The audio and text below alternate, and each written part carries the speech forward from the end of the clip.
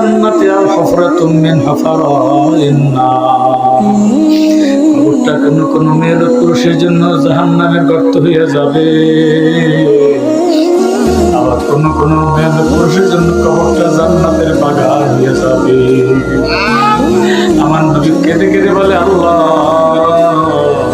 কবরটা যদি জাহান্নামের গর্ত হয়, আমার আদরের উম্মতেরা গুনাহগাররা কেমনে কবরে থাকবে? নবী কবরের কথা মনে করে কাঁদে, নবী কালেমার দাওয়াত দিতে যেয়ে কাঁদে, ওর আফসোস উম্মতের চোখে পানি নাই। ও বাবা, আল্লাহর কথা, নবীর কথা, কালেমার কথা শুনে যদি চোখে পানি না আসে, মনে করবেন আমি বোধহয় জাহান্নামের লাকড়ি পেয়ে গেছি। এই দুনিয়াতে কোন ঘরে, বাড়ি, দোকানে আগুন লাগলে পানি ছাড়া নিভানো যায় না, পানি ছাড়া নিভানো যায় না রে বাবা।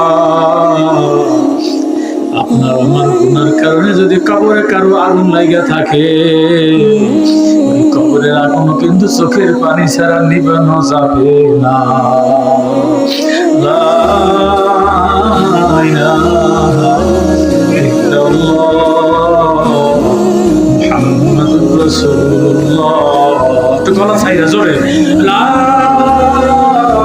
ইলাহা ইল্লাল্লাহ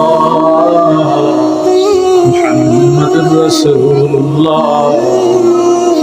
আমার নবী চাচার কাছে যায়, চাচতো ভাইয়ের কাছে যায়, আত্মীয়র কাছে যায়, সবাই যে কয়, ইয়া আইয়ুহান নাস কুলু লা ইলাহা ইল্লাল্লাহ। ও আমার আত্মীয়রা, একটু বলো লা ইলাহা ইল্লাল্লাহ, দুনিয়া এবং আখিরাতে মুক্তি পাবে।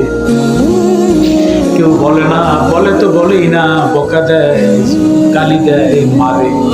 কেউ কয় জাদুকর, কেউ কয় বাপ দেখাইতে আসছে, বিভিন্ন রকমের টিটকারি করে। আমার নবী মনক্ষুণ্ণ হইয়া পাহাড়ের কিনারায় বসে বসে মাথা হেলাইয়া হেলাইয়া নবীজি বলে, লা ইলাহা ইল্লাল্লাহ মুহাম্মাদুর রাসূলুল্লাহ। আমার নবী যেই রকমের মাথা নাড়াইয়া আল্লাহর নামের জিকির করে, ওই পাথরওয়ালা পাহাড়ও মাথা নাড়াইয়া নাড়াইয়া জিকির করে। ও আমার ভাইরা, একটু মনটা নরম করে দেন। আমার নবীর পাথর খুশি করে কালেমা বইরা। এই খবর আবু জেহেল রে কে যেন বললো, আপনার বাতিজারে দেখলাম পাহাড়ে জাদু করছে, পাহাড় নিয়ে জিকির করে। আবু জেহেল কোথ থেকে এসে যেন আমার নবীর উজ্জ্বল চেহারার মধ্যে মাথার ভিতরে পাথর মারলো, মাথা ফাইটা নবীজি রক্তে জড়িত হয়ে গেল। পাথর মারতে মারতে আমার নবীর শরীর থেকে রক্ত বের করলো। আমার নবী বেহুশ হয়ে জমিনে পড়ে গেল। আমার নবীর একজন আশেক আমির হামজারে যায় বলে, আমির হামজারে, তোমার এতিম ভাতিজারে দেখছি পাহাড়ের পাশে আবু জেহেল মারে, আমি জানি না সে কি বেঁচে আছে না মারা গেছে। আমির হামজা আমার নবীরে বড় ভালোবাসতো, তখন কালেমা পড়ে মুসলমান হয় না রে বাবা। খোলা তরবারি নিয়া লাত উজ্জার নামে কসম খাইয়া কয়, বিনা কারণে আমার ভাতিজারে যদি আবু জাহেল মারে, আমি লাত উজ্জার নামে কসম খাইলাম, আমি মায়ের প্রতিশোধ না নিয়ে আমার স্ত্রীকে চেহারা দেখাইব না।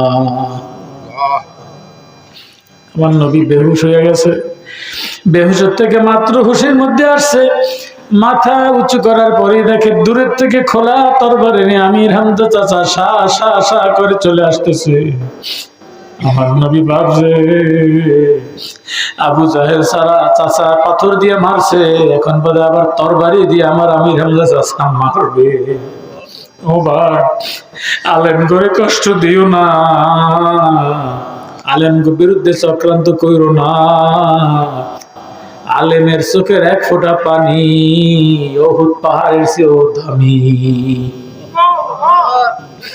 হক্কানি একজন আলেমের চোখের এক ফোঁটা পানি উহুদ পাহাড়ের চেয়েও দামি।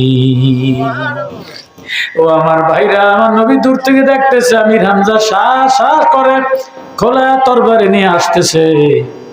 আমি হামজার এই অবস্থা দেখে আমার নবী থর থর থর থর করে কাঁপতেছে। আইরে আমি হামজা সামনে আসার পরে বলে, চাচা আমারে মারবেন না, আমার একটু আগে আবু জাহেল চাচা মারছে, আমারে মারলে আমি আর বাঁচবো না।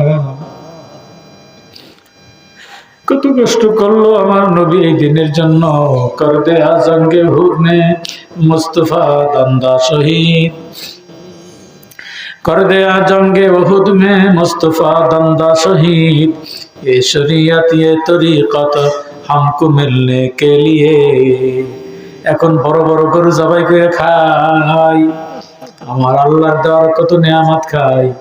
আমার নবী দুনিয়াতে না আসলে, তার উম্মত না হইলে আমাদের কপালে বড় বিপদ আসিল। ঠিক কি না? আমি রামদাস চাচা কি হুজুর প্রশ্ন করলেন, চাচা আপনি কেন মাইলের প্রতিশোধ নিতে চান?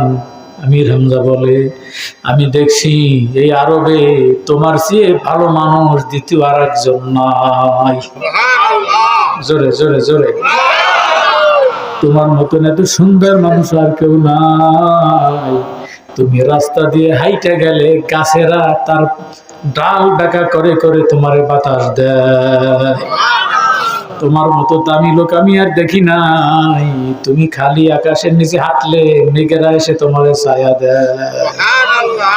ও নবী মে রহমত লকব পানে ওয়ালা, মুরাদে গরিবু কবর লানে ওয়ালা।